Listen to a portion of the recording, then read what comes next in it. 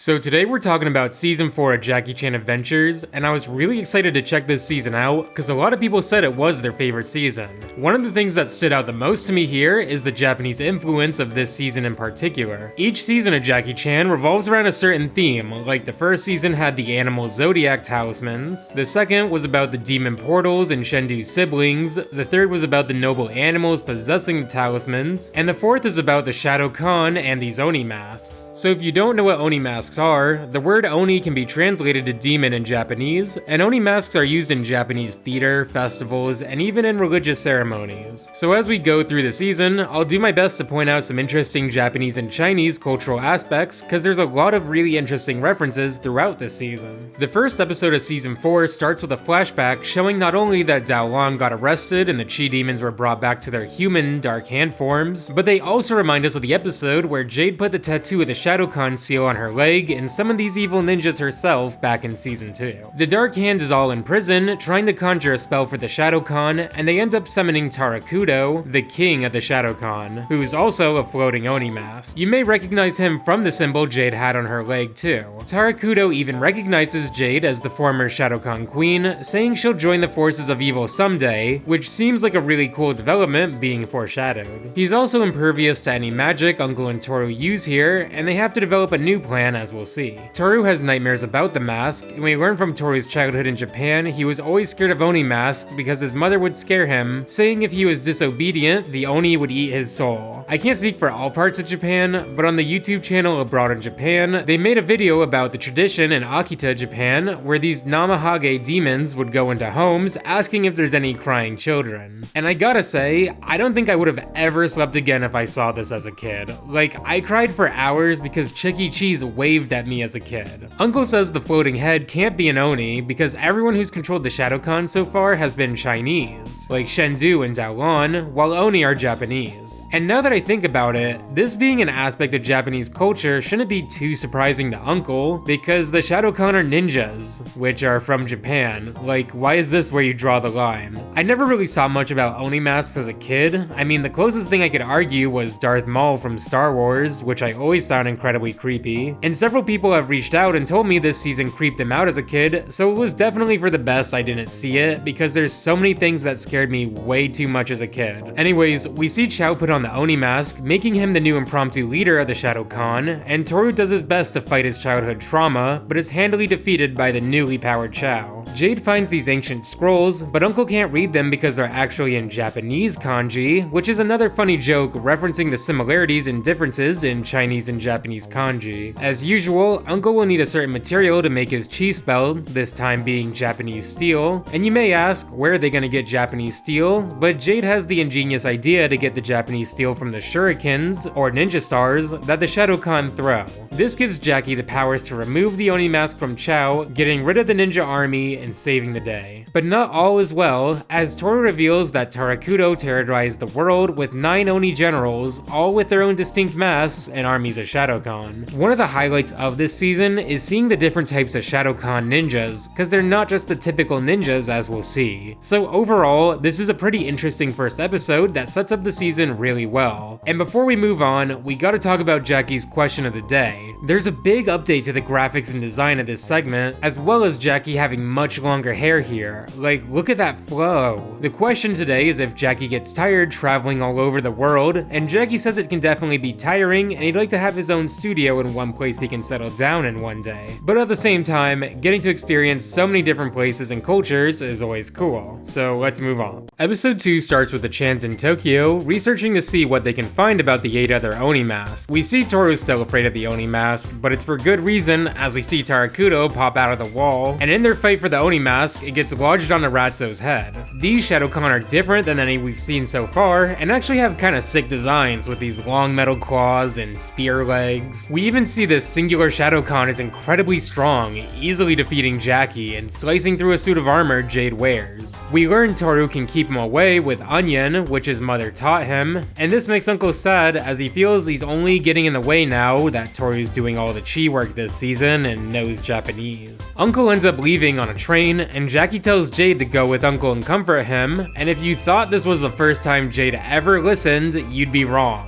Sorta, because Jade ends up staying here with Jackie. To be fair, Jade justifies this by saying Jackie's also her uncle, and you may be wondering what this family tree is like, where Uncle and Jackie are Jade's uncles, and that uncle is also Jade's parents' uncle, but several comments pointed out that it's not uncommon in Chinese culture to refer to the elderly, even unrelated by blood, as uncle or auntie, so it may be a funny little nod to Chinese culture to make the pun here that Jade's staying with her uncle, not uncle. We see Ratso's still pretty goofy here, summoning his Shadowkhan to play baseball with, but despite this, these upgraded Shadowkhan are the strongest we've seen yet, easily catching up to the train. The Chans only escaped because Toru developed a new chi spell recommended by Uncle, showing he's still useful, especially to his apprentice Toru. The gang makes their way to this automotive factory where they believe they can find the necessary item to remove the Shadowkhan, which is Hanafuda cards. Hanafuda cards have a pretty interesting history, literally translating to flower cards. These Japanese playing cards represent each month of the year with a different flower or plant, like the cherry blossoms, which represent March, or the chrysanthemums of September. You may know Nintendo actually started out as a Hanafuda company at the end of the 1800s, and you don't need to really know any of this for the episode, but this season especially has so many interesting nods to Japanese culture, I just want to quickly mention this. Uncle shows up to the automotive factory, saving the day with his mask removal spell, which you may be disappointed to learn is different than the typical "You will great God fighting sound," and is now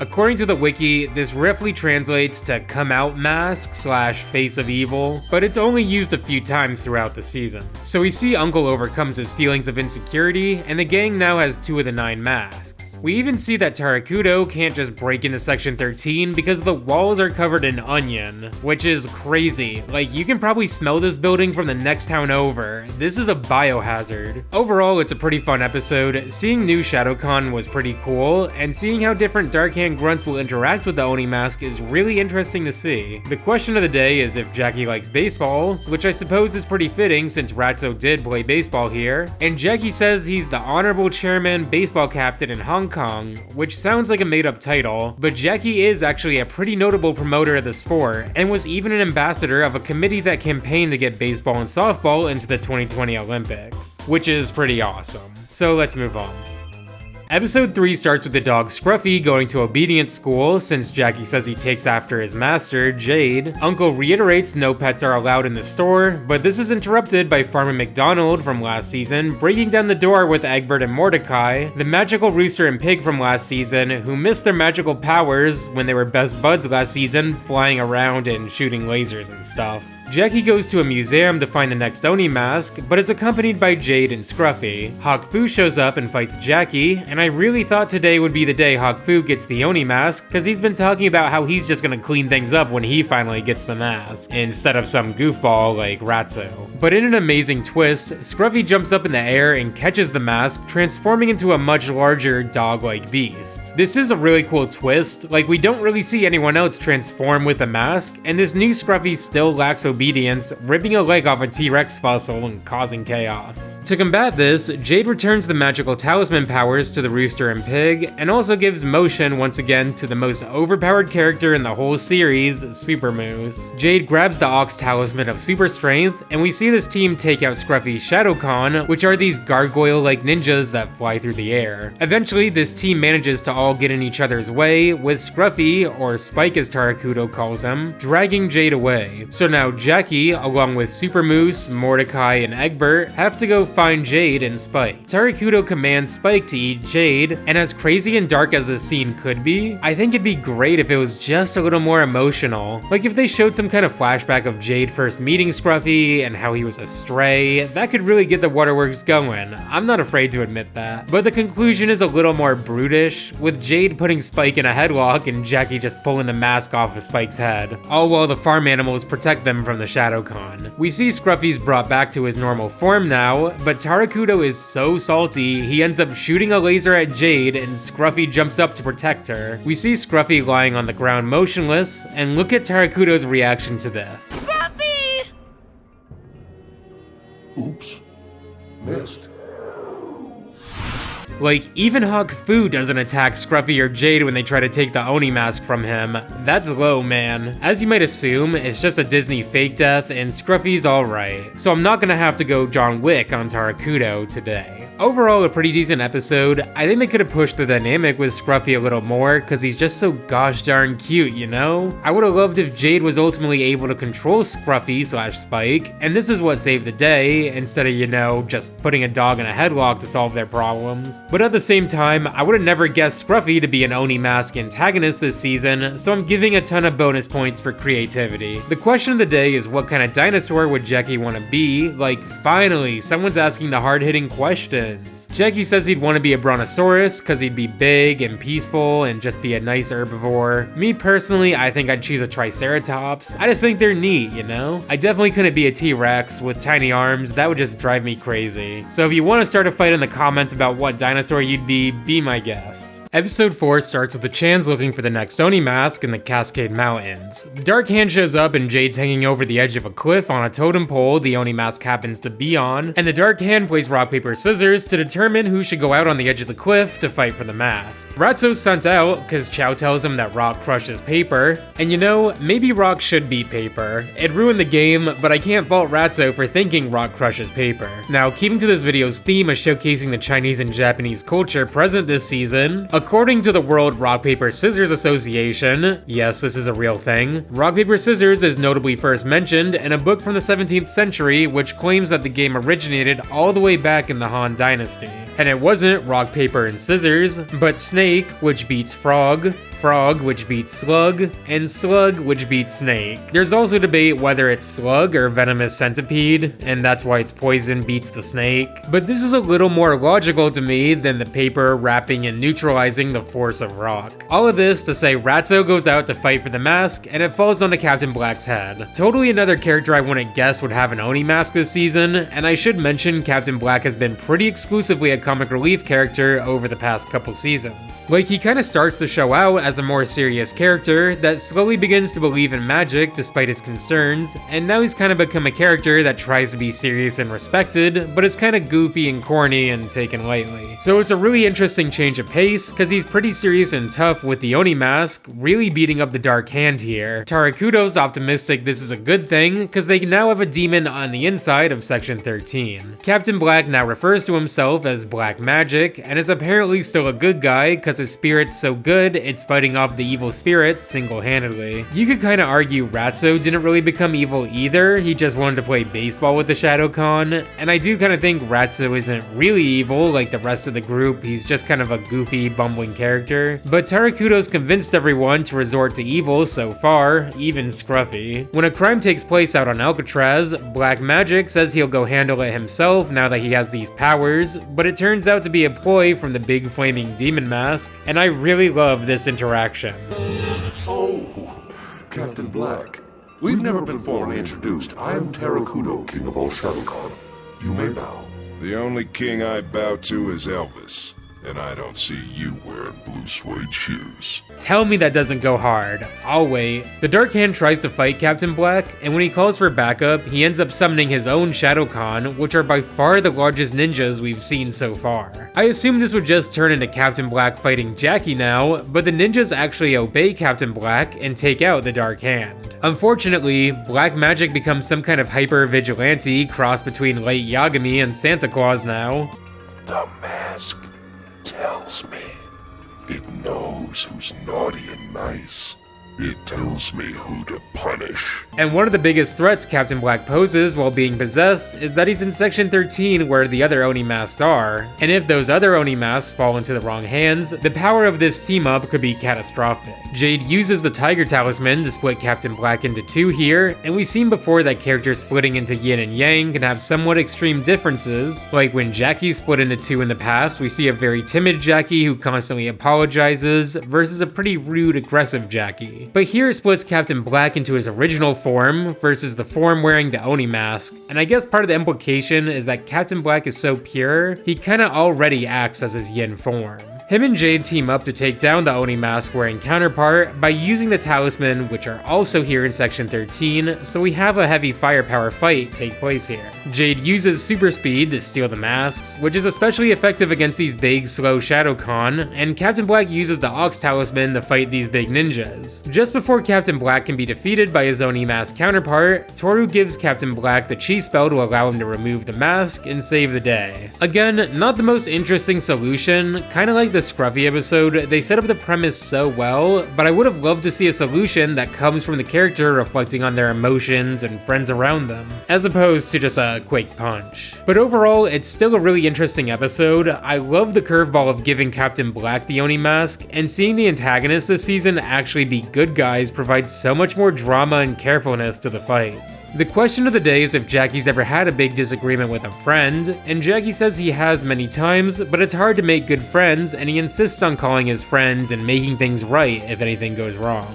Jackie talks a lot in these questions about always giving people a second chance, which is always a sweet sentiment he reiterates. So let's move on. Episode 5 starts on a fishing boat in the middle of the ocean, where a fisher catches the Oni mask. The Chan gang, along with the Dark Hand, all show up, and we enter a hostage negotiation where Jade gets tied to an anchor and they threaten to throw her overboard. Jackie may have a hard decision to make here, but he just ends up fighting them and saving Jade, and they successfully escape with the Oni mask, which actually doesn't end up on anyone's face for once. As you may know, one of Toru's catchphrases is that he hates fish, so he ends up in one of the worst situations you can imagine when this net of fish falls on him, and this tension builds by Uncle bossing Toru around with one more thing, more than one time, and Toru eventually snapping at Uncle. So now Toru and Uncle aren't on speaking terms, and the tension at home is pretty high. While the family researches this new mask, they learn this one in particular is one of the most powerful masks named Ikazuki, and was Terakudo's second in command. Jade gets the idea to use a talisman to bring motion to this mask so they can talk to him and ask him how to take down Terakudo. The mask only says that he would want to team up with Toru because of his large body, which causes another fight between Uncle and Toru. Tell us how to defeat Terakudo? I shall devour your brains! And in this distraction, the mask runs off. I really love this emotional element to this episode, because while it seems like Toru will most likely get possessed here, we know there's a part of him that wants to be more respected, and to have a little more balance in his life. The Oni masks and any power present in Jackie Chan is always made so much more interesting when the character has something they want to gain or develop from these powers. Even in one-offs like last season, the football benchwarmer who uses the rabbit talisman to gain super speed and be a star. Ikazuki escapes section 13 by biting and hanging on to different people, eventually escaping with a random employee, bouncing around through the city before he ends up attached to Finn's butt. This episode actually started with Finn saying things will be different once he gets the mask, so I was looking forward to seeing what would be different about him and stuff, but Finn remains the same more or less because of Ikazuki's placement. General Ikazuki, how good to see you. You're looking rather heinous. Heinous, as in, you know what, never mind. I both love and hate that Ikazuki emotes using Finn's legs like arms. This is just so wrong on so many levels. The Shadowkhan here are actually more like samurais as opposed to ninjas, possibly referencing the higher status of samurais over ninjas. We see Toru gets taken away by the Onis, and Uncle's really upset because he didn't warn Toru about the danger behind him because of their bickering. Back in the Shadow Realm, we see Ikazuki and Finn trade off negotiating with Toru to get the spell to remove the mask from Finn's pants. And while the joke of this might be a little crass, you gotta admit it's a hilarious composition to have an Oni mask stuck to the butt of a person, being carried by a giant samurai shadow demon, and when Finn wants to try to negotiate with his old partner in crime, this whole unit has to do a 180. Uncle makes a chi spell to travel within the Shadow Realm to find Toru, and this reunited group begins to fight all the samurai together.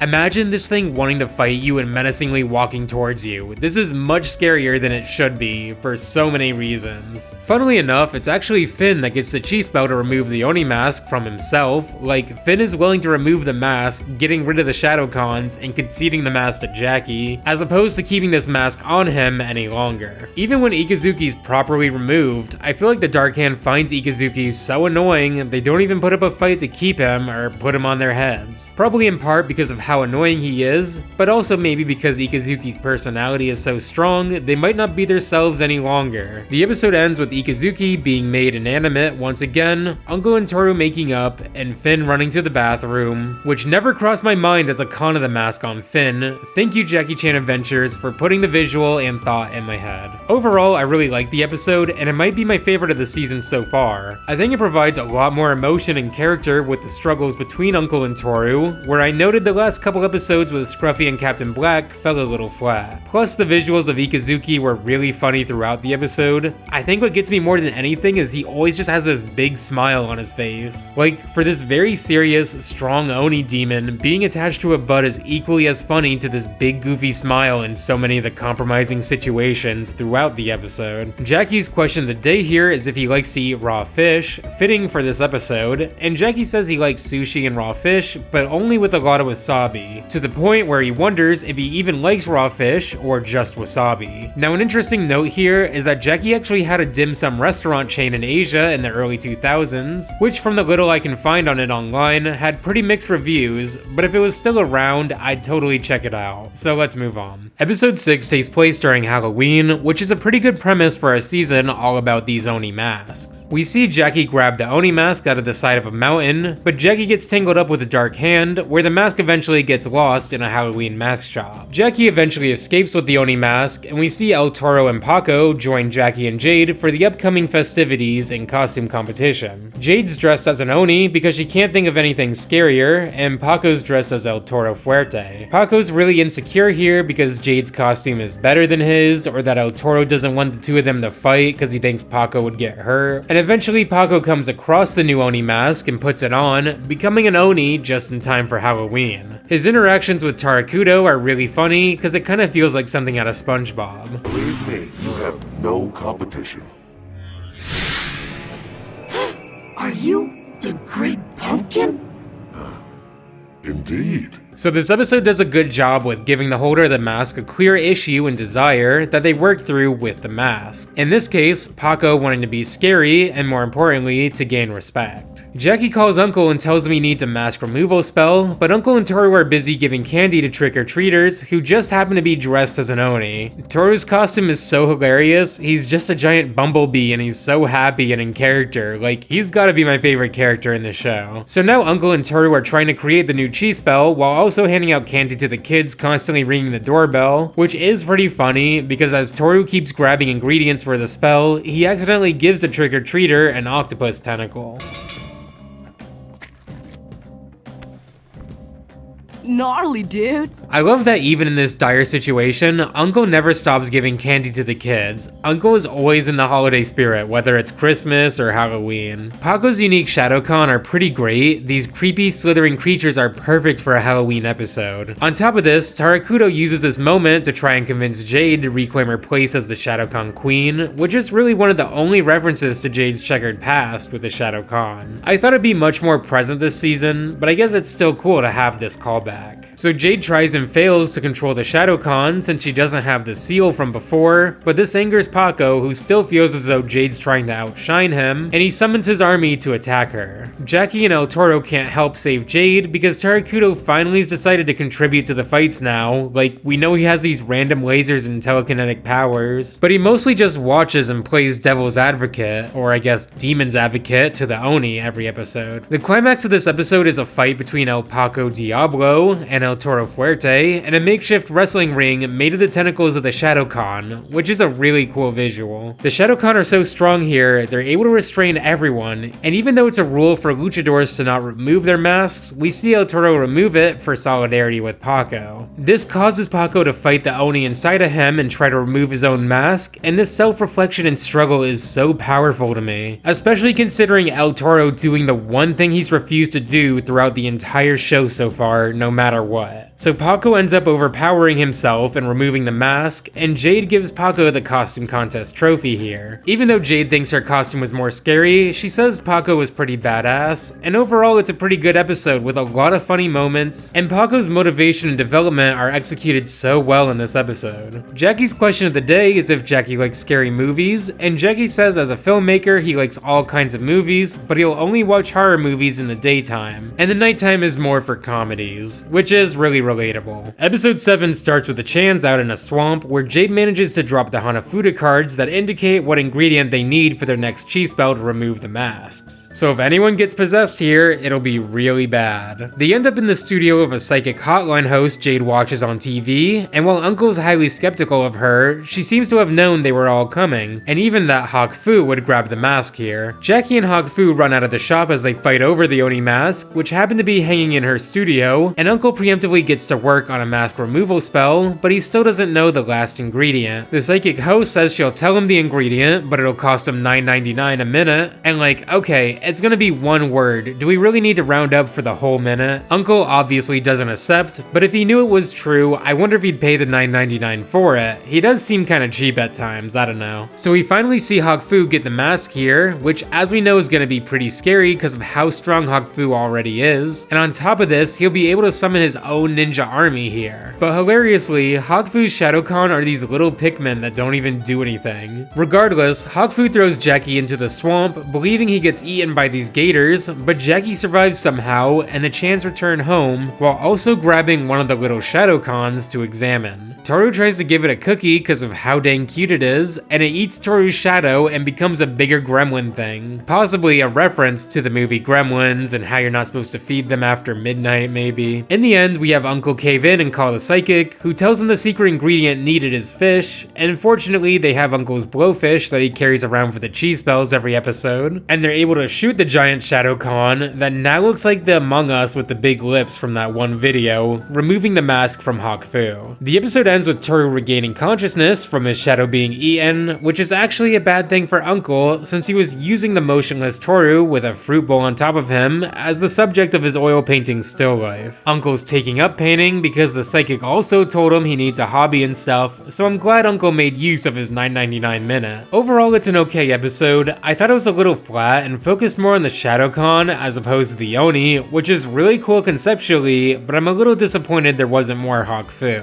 Cause he's so tough and intimidating and wins most of the hand-to-hand battles with Jackie already. I do appreciate the references to kind of more comedic horror movies in the episode like Ghostbusters and Gremlins, and regardless of the execution, every episode this season has been fantastic conceptually so far. The question of the day is, what would Jackie choose to be his superpower? He says he'd freeze time because he could use that to help everyone and it'd be the best power to have. Like, if there was a tornado, he'd just freeze time and get everyone away. And you know, that's a really interesting answer. I didn't think of just how overpowered freezing time could be for even like a natural disaster, so I'd have to agree with Jackie here. Episode 8 starts with Jackie finding the next Oni mask at an antique sale, but these two collectors get there first, and in the chaos of the fight, leave with only a business card for their auction website. So we see Jackie and the Dark Hand get into a bidding war online, and it's pretty funny they just keep bidding $1 more than each other, but at the last second, a new user, Filthy Rich 1, ends up winning the bid. Jackie somehow doxes the winner and goes to their rundown apartment, revealing that it's Valmont who won the prize. I don't really get what's happening with Valmont, like I know he got arrested last season, so I guess he's out of jail here, and his hair is so wobbly, like what kind of conditioner was he using before, cause this is crazy. So now we got everyone fighting each other in this small apartment for the Oni mask, and Hawk Fu ends up breaking it in half. Valmont puts on half of the Oni mask and just looks really goofy and everyone laughs at him. Despite this, Valmont's able to summon the Shadowkhan, which are only left halves here. The Chans run away with the other half of the mask, and when the Shadowkhan stop the cab they took, Jade's left with no choice but to put the other half of the mask on herself to fight fire with fire. It's so unfair though, cause Valmont's halves get the entire head, whereas Jade's Shadow Ninjas have no head. Like, what's with this 60-40 split? It's probably a lot easier to animate all of them this way though, like making a half head down the middle probably would have been a lot more work. And Valmont did put his half of the mask on first, so I guess this is fair. Jackie's really worried about Jade becoming evil now, and asks Uncle to come up with a potion, but the ingredient needed is the tears of a Japanese monkey, and on top of this, Uncle's obsessed with buying antiques on the internet now, and is busy. Valmont and the Dark Hand are reunited here, but Valmont and his mask have a debate whether they should fight for money or power, and as we know, Valmont's all about his money. But Jade and Valmont are now possessed enough by the mask that all it desires is to be made whole once again and rule the world, so Jade and Valmont have a Shadowkhan fight in this delivery fulfillment factory, because they've been chasing down this delivery truck the mask removal potion fell into earlier. The possessed Jade and Valmont team up, reforming the Shadowkhan into their original whole forms here, which also forms together the split up Shadowkhan. Jackie fights them, eventually getting the mask removal spell to Jade and Valmont, and their human halves are able to pull the mask off each other's faces, and Valmont tries to run off with a random box of diamonds, but gets packaged and shipped off to Mexico instead, never to be seen for the rest of the season. The episode ends with Toru telling Jade Uncle crashed her computer in his bidding wars, which we learn means he literally crashed the computer with a broom because of his bidding rage, which is pretty funny. Overall, it's a decent episode. I love the more goofy moments like in Valmont's apartment and with the online bidding, but I thought all the fights were kinda boring, and the solution to the episode was okay. It makes sense Valmont and Jade are a lot more willing to remove the mask since they're only half possessed, and there's a lot of fun cinematography throughout the episode, like Jackie and Jade talking and you can only see her human side, for example. The question of the day is, when did Jackie start training in martial arts? Jackie says he's been learning since he was 6.5 and talks about how he started with Southern style for 10 years before learning Northern style, Hapkido, and Judo. I'd never heard of Chinese martial arts referred to as Southern and Northern style before, but it seems a general euphemism made is Southern fist versus Northern kicks. But if you're well versed in martial arts, you may find this interesting, because I've read a lot of comments of people learning martial arts because of Jackie Chan, a lot of those being from watching this show. Episode 9 has Ratso, Finn, and Chow asking to become good guys taught by Jackie Chan after he kicks their butts once again when they try to steal a valuable artifact. These kinds of episodes are always a fun time because you get to see characters that don't normally get to interact actually sit down and talk because they don't have to fight each other here. While Jackie's skeptical of their new reformed ways, they actually end up being helpful to Jackie as he helps protect a valuable gem from these random masked villains. All of this changes when they catch a glimpse of this giant opal, and the Dark Hand gives in to temptation, beating up Jackie and taking the opal. While the Dark Hand grunts run off with the opal, the other masked villains show up again and take it back, and there's not a whole lot that goes on for the rest of the episode. There's one kinda cool, kinda sweet moment where the Dark Hand watches Jackie get beat up by these new villains who wear this opal artifact like the Mega Man Buster Cannon, and they decide, hey, we've been through so much with Jackie, we can't let him go out like this, it's gotta be us who takes him out. But they instantly get scared away, and in the chaos, the opal rolls towards the edge of the cliff, and we see the Dark Hand run after it in the fog, falling off the cliff. Jackie and Jade say they'll kinda miss these goons, and the episode ends showing the Dark Hand hanging out on a random tree branch partway down the cliff. I don't know how they could ever get back from this, no one even knows they're here, but fortunately Jackie's question of the day is here to save them. The question is if Jackie believes in giving second chances, very fitting for this episode with the Dark Hand, and Jackie recalls his stuntmen doing things wrong and giving them second, even third chances, which is always nice to hear.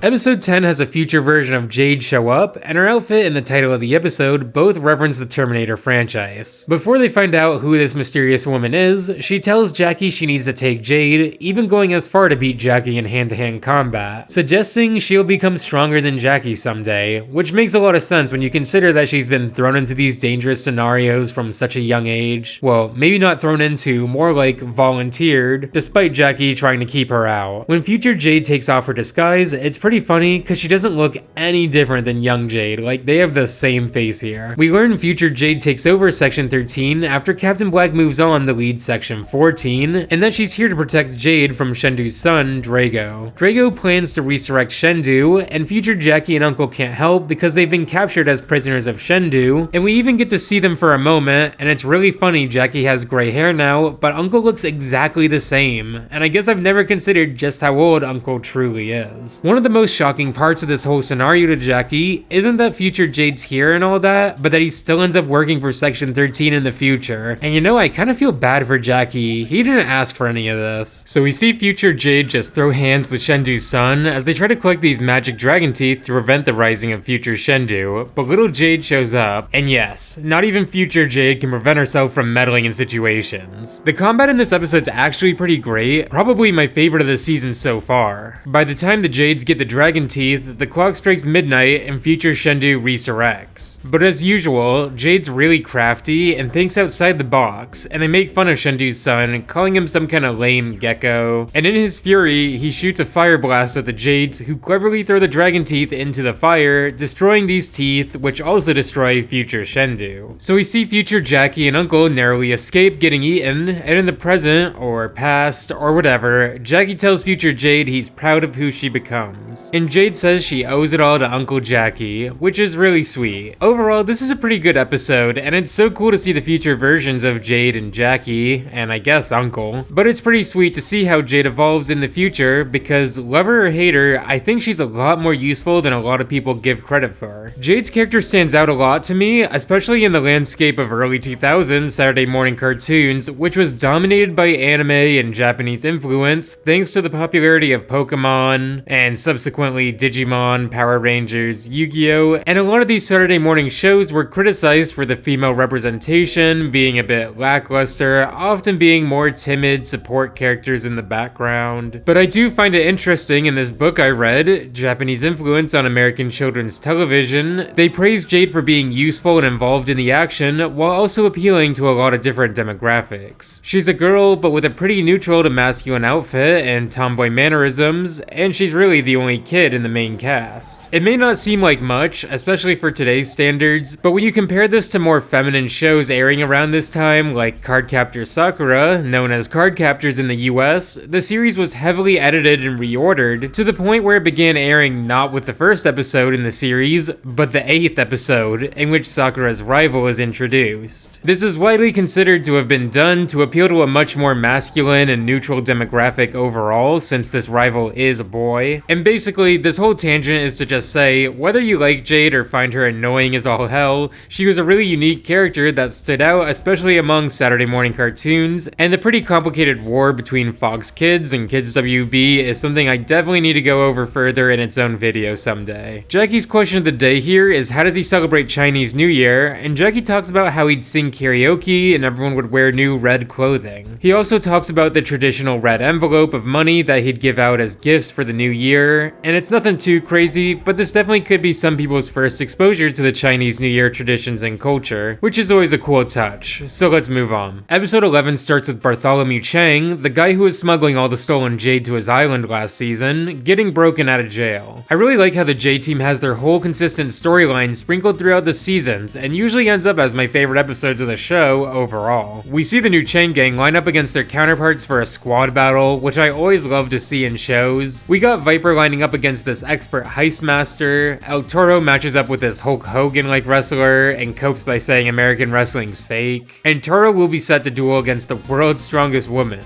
Jade goes through Uncle's spells, and finds one that'll give her authority over anyone, and she plans to use us to get the J-Team to finally listen to her. The spell has no effect though, and we see the J-Team go to fight the Chang gang, but they all seem to be outclassed by these new villains. They eventually find ways to defeat them, like Toru, who refuses to fight a girl, dodges her attacks, and we see her fall down the stairs, calling back to a running gag of Toru falling down the stairs, which may be a callback to the Porky Pig short. However, right as the J-Team finally gains the upper hand, Jade's spell comes into play, but it doesn't give her authority over the others, it turns them into little kids. And the harsh change in art style is so funny. The kids don't look like Jade or Paco, they look like Peanuts characters. Friends? I will break you. Jackie's a bit of a ruffian now, which may be some sort of reference to Jackie's childhood, where he says he was a bit of a bad boy. Last season, we even saw an homage to Jackie's childhood, growing up with the Seven Little Fortunes Theater Academy, and I've even had people point out that it wasn't uncommon for children to be sent to these theater academies if they were hyper or unruly. Most research I've done about Jackie describes his family as being pretty poor, and they signed a 10-year contract with the Peking Opera School, in part due to their financial situation, and in part because of how restless Jackie was, they came to the conclusion traditional school wouldn't have been ideal for Jackie. So the show might depict Kid Jackie in this way to reference his real childhood personality. Jade has to take care of all these kids, but she still has to rely on Uncle, who's a crazy child now, and as we know, Uncle has by far the funniest and most iconic voice lines of the whole show, like "one more thing," and his hilarious inflections are even more exaggerated as a kid here. You want Uncle to cast reversal spell on J-Team? Yes? Then you will stop for ice cream! So Jade ends up turning the Chain Gang into little kids, and they all have a little kid fight, which the J-Team wins, incorporating much goofier aspects of childhood into their combat. So the episode ends with the J-Team arresting the Chang children, and Jade learns that it's okay to be a kid, and that being an adult is a lot of responsibility. Sorta, not really. Chang is not the only one who is grounded, Jade. I know you are, but what am I? What? Overall, it's an okay episode. It's kind of funny, but probably my least favorite J-Team episode so far. The question of the day is, what is Jackie's favorite museum in the world? Jackie says his favorites are the Louvre in Paris, which we've seen in Jackie Chan last season briefly, and a museum in Egypt, which in all likelihood would be the Egyptian Museum in Cairo. I've never been to Egypt, but I definitely agree about the Louvre. I could easily spend a week in the museum, probably a month if I'm being honest. So let's move on. Episode 12 revolves around the Deja Vu stone, a magical stone that allows the user to transport back to the past, so it's important Daolon Wong doesn't go back and win all his previous battles. Jade ends up finding the stone, but Daolon grabs the stone from her, and Jackie and Daolon end up transporting to past scenarios. This episode's ultimately just a clip collection, which some shows do, often to save time and money of producing a new episode, while also showing highlights of the show, but this is arguably one of the most unique clip collections I've seen, because sending current Jackie back to past scenarios changes things ever so slightly. Like the first clip is from season 1 when Jackie fights Toru in the windmill, and Jackie beats Toru here, but this is one of the first times Jackie tries to convince Toru to join the side of good. Most of these situations Jackie revisits actually ends up with him losing instead of winning, like here we see Toru fall off the windmill again, but it's on top of Jackie now. These highlights are funny to see the differences with, especially if you've seen all the episodes referenced here. They even dedicate a whole minute to just highlights of all the catchphrases we hear throughout the show.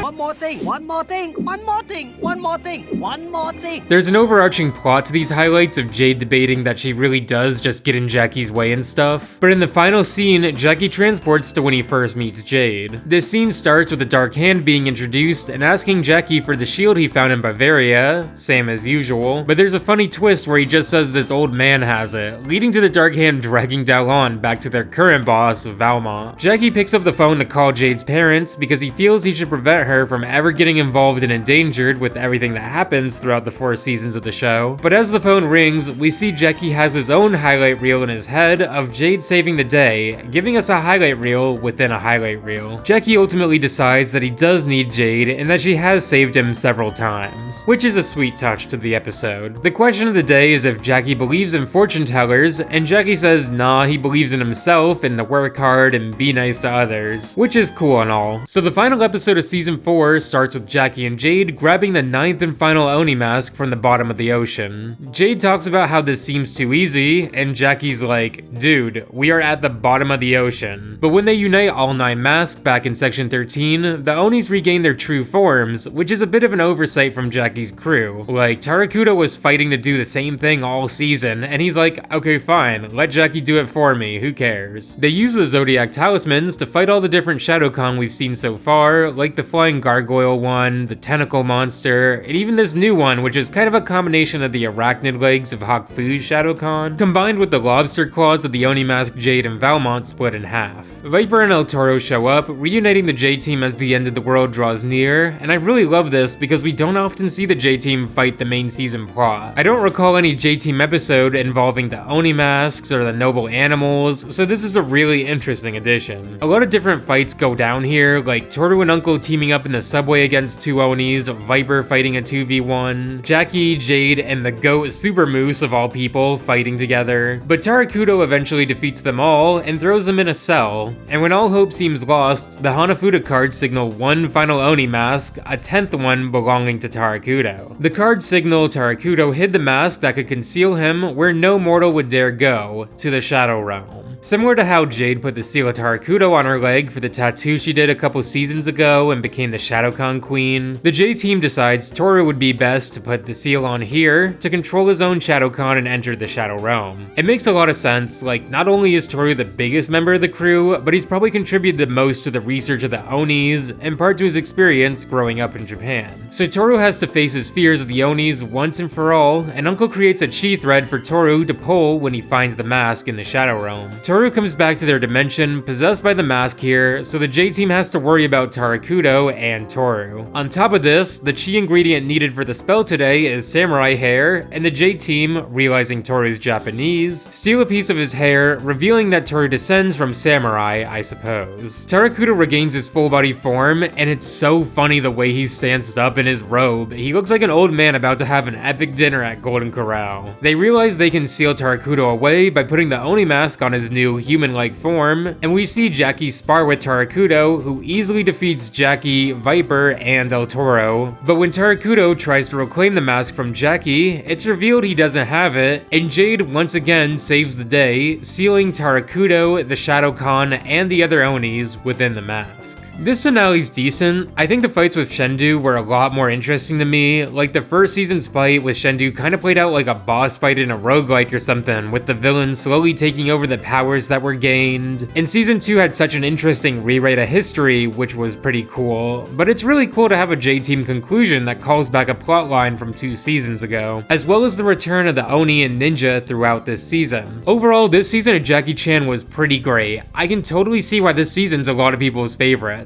For me, it's really tough to say. I think season 3 had higher peaks, but season 4 was much more consistent in the quality throughout. So if I had to decide between seasons 3 and 4, I'd gotta give the edge to 3 just by a little bit. But I'd love to hear what you think and why you liked which season more. Jackie has one final question of the day, but before I get into this, I just wanted to give a quick thanks to Buggy, Luca17, Luther, Flinley, Richard M, Jack C, Paul H, and PK Kirby. So Jackie's final question of the day is if he ever goes fishing.